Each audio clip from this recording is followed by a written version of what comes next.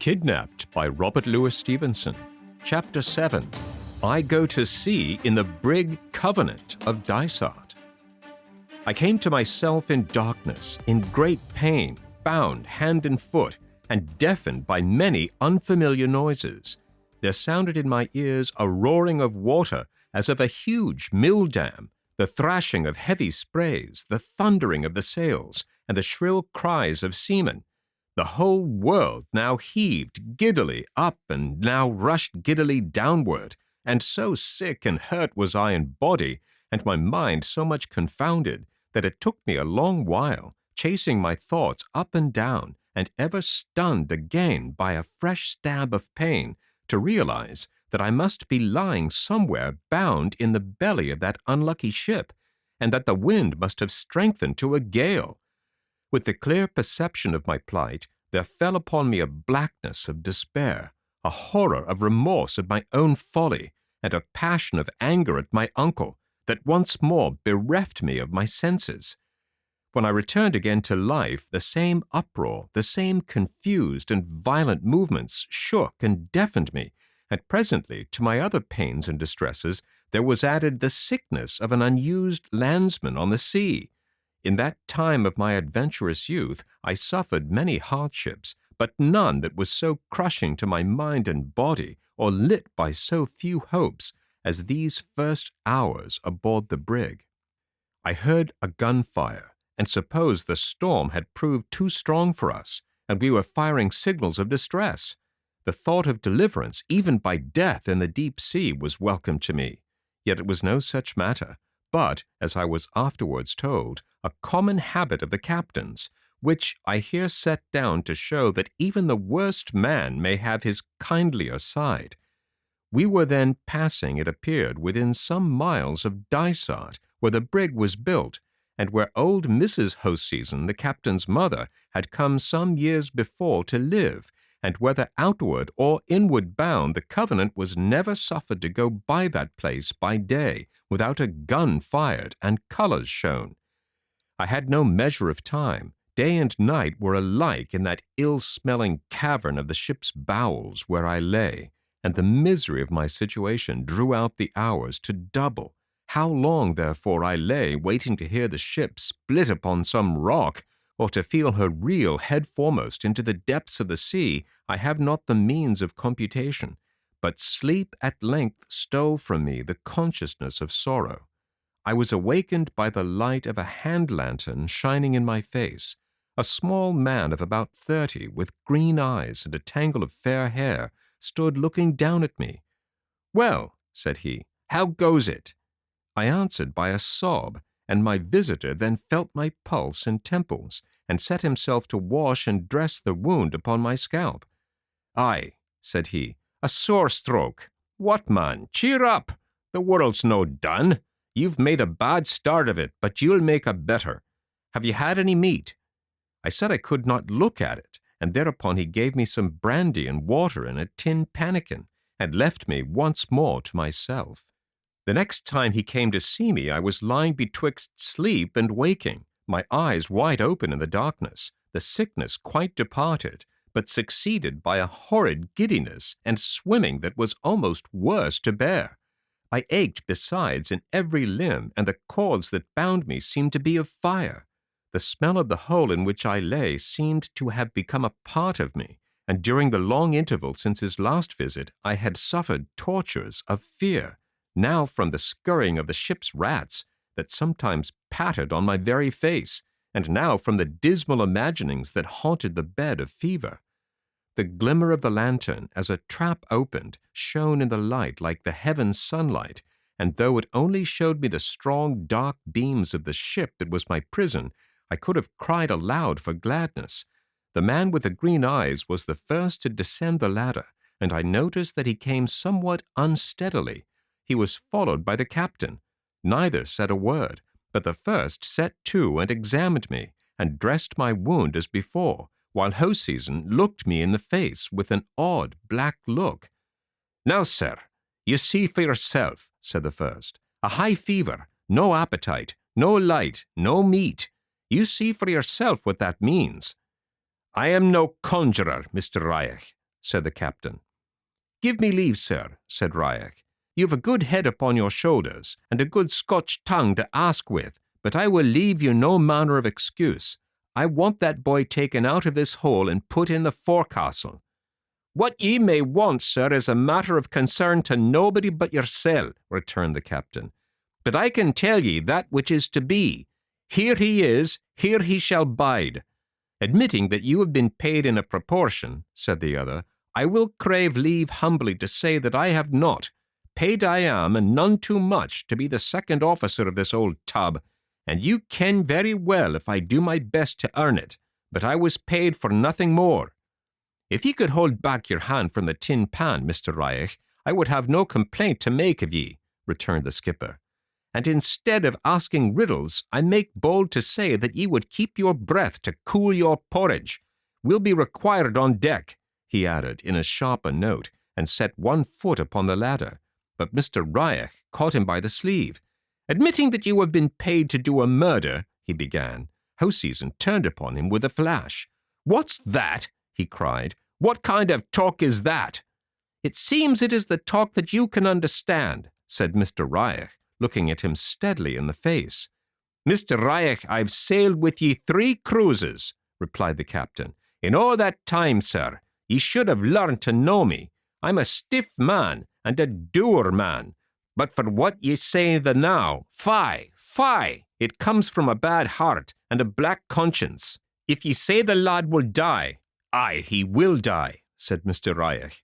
"Well, sir, is not that enough?" said Hoseason. "Flit him where ye please." Thereupon the captain ascended the ladder, and I, who had lain silent throughout this strange conversation, beheld Mr. Riach turn after him and bow as low to his knees in what was plainly a spirit of derision. Even in my then state of sickness, I perceived 2 things: that the mate was touched with liquor, as the captain hinted, and that, drunk or sober, he was like to prove a valuable friend. 5 minutes afterwards, my bonds were cut. I was hoisted on a man's back, carried up to the forecastle, and laid in a bunk on some sea blankets, where the first thing that I did was to lose my senses. It was a blessed thing indeed to open my eyes again upon the daylight, and to find myself in the society of men. The forecastle was a roomy place enough, set all about with berths, in which the men of the watch below were seated, smoking, or lying down asleep. The day being calm and the wind fair, the scuttle was open, and not only the good daylight, but from time to time, as the ship rolled, a dusty beam of sunlight shone in, and dazzled and delighted me. I had no sooner moved, moreover, than one of the men brought me a drink of something healing, which Mr. Riach had prepared, and bade me lie still, and I should soon be well again. There were no bones broken, he explained. "A blow on the head was nothin', man," said he. "It was me that gave it ye." Here I lay for the space of many days, a close prisoner, and not only got my health again, but came to know my companions. They were a rough lot indeed, as sailors mostly are, being men rooted out of all the kindly parts of life, and condemned to toss together on the rough seas, with masters no less cruel. There were some among them that had sailed with the pirates, and seen things it would be a shame even to speak of. Some were men that had run from the king's ships, and went with a halter round their necks, of which they made no secret, and all, as the saying goes, were at a word and at a blow with their best friends. Yet I had not been many days shut up with them before I began to be ashamed of my first judgment, when I had drawn away from them at the ferry pier, as though they had been unclean beasts. No class of man is altogether bad, but each has its own faults and virtues, and these shipmates of mine were no exception to the rule. Rough they were, sure enough, and bad, I suppose, but they had many virtues. They were kind when it occurred to them, simple even beyond the simplicity of a country lad like me, and had some glimmerings of honesty. There was one man of maybe 40 that would sit on my berthside for hours and tell me of his wife and child. He was a fisher that had lost his boat, and thus been driven to the deep sea voyaging. Well, it is years ago now, but I have never forgotten him. His wife, who was young by him, as he often told me, waited in vain to see her man return, but he would never again make the fire for her in the morning, nor yet keep the bairn when she was sick. Indeed, many of these poor fellows, as the event proved, were upon their last cruise. The deep seas and cannibal fish received them, and it is a thankless business to speak ill of the dead. Among other good deeds that they did, they returned my money, which had been shared among them, and though it was about a third short, I was very glad to get it, and hoped great good from it in the land I was going to. The ship was bound for the Carolinas, and you must not suppose that I was going to that place merely as an exile. The trade was even then much depressed. Since that, and with the rebellion of the colonies and the formation of the United States, it has, of course, come to an end.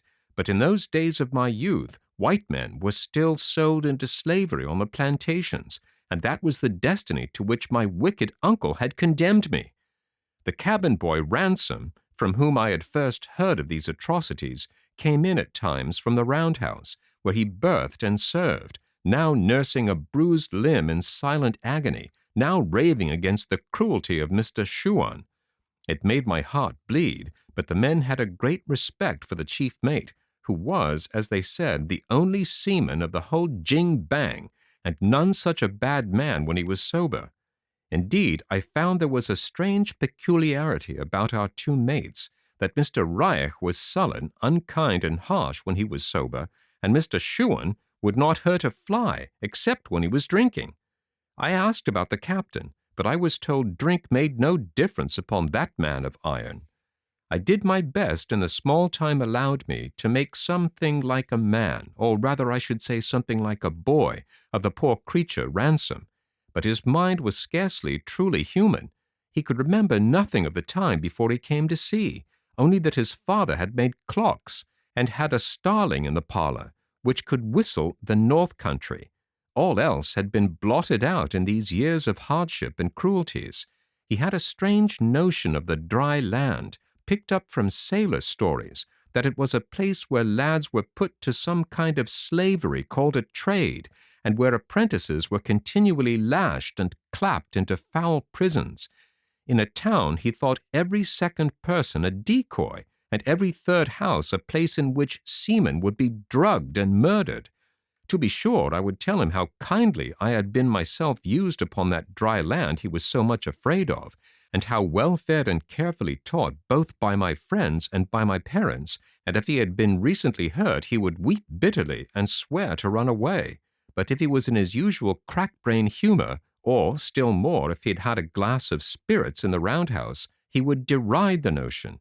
It was Mr. Reich, heaven forgive him, who gave the boy drink, and it was, doubtless, kindly meant, but besides that it was ruin to his health. It was the pitifullest thing in life to see this unhappy, unfriended creature staggering and dancing and talking he knew not what. Some of the men laughed, but not all. Others would grow as black as thunder, thinking perhaps of their own childhood or their own children, and bid him stop that nonsense and think what was he doing. As for me, I felt ashamed to look at him, and the poor child still comes about me in my dreams. All this time you should know the Covenant was meeting continual headwinds and tumbling up and down against head seas, so that the scuttle was almost constantly shut, and the forecastle lighted only by a swinging lantern on a beam. There was constant labor for all hands. The sails had to be made and shortened every hour. The strain told on the men's temper. There was a growl of quarreling all day long from berth to berth, and as I was never allowed to set my foot on deck, you can picture to yourselves how weary of my life I grew to be, and how impatient for a change.